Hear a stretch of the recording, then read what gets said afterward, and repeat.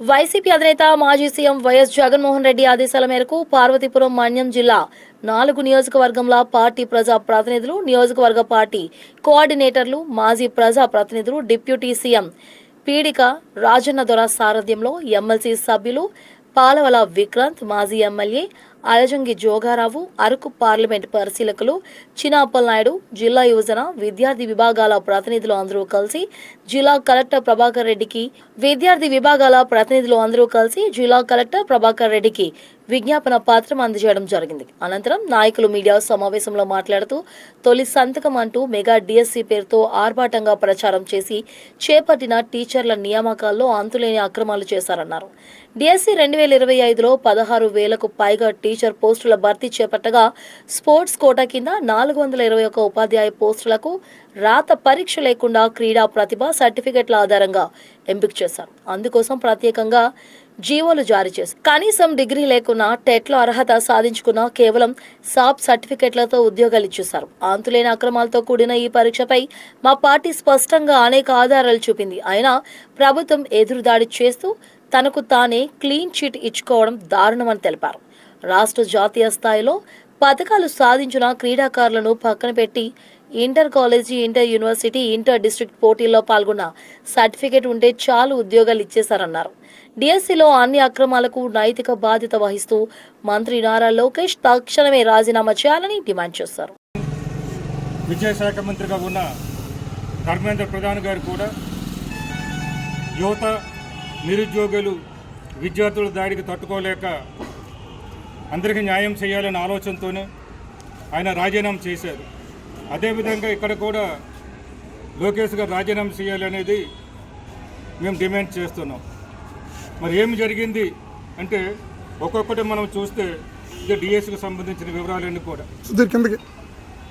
ఎందుకంటే అక్కడ ఎలాగైతే మరి జన్జీవ్ వార్ జరిగిందో ఆంధ్రప్రదేశ్లో కూడా ఇక్కడ యువత, నిరుద్యోగులందరూ కూడా ఈ వారును ప్రకటిస్తున్నారు. అది ఈ రోజు నుంచి ప్రారంభమవుతుంది. ఆంధ్రప్రదేశ్ రాష్ట్రంలోని అన్ని జిల్లాల నుంచి కూడా కార్యక్రమం. మరి ఈ కార్యక్రమానికి సంబంధించి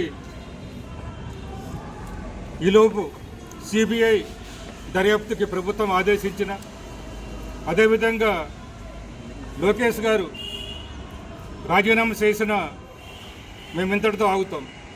లేని ఏడేలా మరి ఈ నెల 6వ తేదీ నుంచి దీక్షలు, రిలే దీక్షలు ప్రతి నియోజకవర్గం నుంచి కూడా ఆ పరిధిలో ఉన్న యువత, నిరుద్యోగులతో కలిసి, విద్యార్థులతో కలిసి రిలే దీక్షలు 6వ తేదీ నుంచి 9వ తేదీ వరకు జరుపుతాయి. 10వ తేదీన ర్యాలీ జరుగుతుంది, పెద్ద ర్యాలీ. ప్రతి నియోజకవర్గంలో కూడా 175 నియోజకవర్గంలో ర్యాలీ జరుగుతున్నాయి. ఎక్కడైనా సరే మా నినాదాలు, నా విధానాలు ఒకటే, సిబిఐ దర్యాప్తు చేయించాలి, మంత్రి గారు రాజీనామా చేయాలి.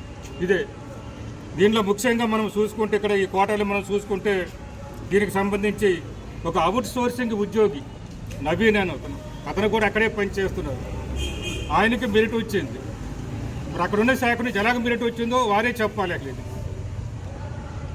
కానీ నిరుద్యోగులు, విద్యార్థులు అడిగిన తర్వాత ఆయనకి మెరిట్ లిస్ట్ నుంచి పేరు తీసి వేరే లిస్టులో పెట్టారు. అసలు నిజంగా మెరిట్ వచ్చి ఉంటే ఆయన పేరు తీయవలసిన అవసరం లేదు కదా అని అడుగుతున్నారు యువత, నిరుద్యోగులు అందరూ కూడా. తప్పు చేశారు కాబట్టి ఆయన పేరు తీశారనేది స్పష్టంగా అర్థమవుతుంది. అదేవిధంగా జీవోలు, గతంలో ఫోర్స్ కోటకు సంబంధించి జీవో నంబర్ 74 ఉండేది. జీవో నంబర్ 74 ప్రకారం 2% ఉద్యోగాలు ఇస్తారు. అది కూడా టెట్ పాస్ అవ్వాలి, డిఎస్సీలు కూడా అర్హత సాధించాలి. అది జీవో. కానీ ఆ జీవోను పక్కన పెట్టి జీవో నంబర్ 4, జీవో నంబర్ 47 ఇచ్చి మరి శాతమేమో 3% పెంచి టెట్లో పాస్ అవ్వకపోయినా పర్వాలేదు, డిఎస్సీలో అర్హత సాధించిన పర్వాలేదని ఉద్యోగాలు ఇవ్వడం జరిగింది. అసలు అందులో ముఖ్యంగా స్పోర్ట్స్ కోటకు సంబంధించి కొన్ని ఆ జీవోలు అలా ఉంచారా అంటే ఆ జీవోలు అలా ఉంచలేదు. ఉద్యోగాలన్నీ ఇచ్చిన తర్వాత ఆ 2 జీవోలను రద్దు చేస్తూ జీవో నంబర్ 56 తీసుకొచ్చారు. జీవో నంబర్ 56 అంటే అవి దొంగ జీవోలని ఎందుకు అనుకోకూడదు? ఆ జీవోలు ఉంచవచ్చు కదా. అంటే తప్పు చేశారని అర్థమవుతుంది. ఈ స్పోర్ట్స్ కోటకు సంబంధించి ముఖ్యంగా మనం ఒకసారి చూస్తే, ఇక్కడ మనం ఒకసారి చూస్తే చూడండి, వారు చూస్తే ఇక్కడ ఉన్న వాళ్ళందరూ కూడా మీకు స్పష్టంగా అర్థమవుతుంది.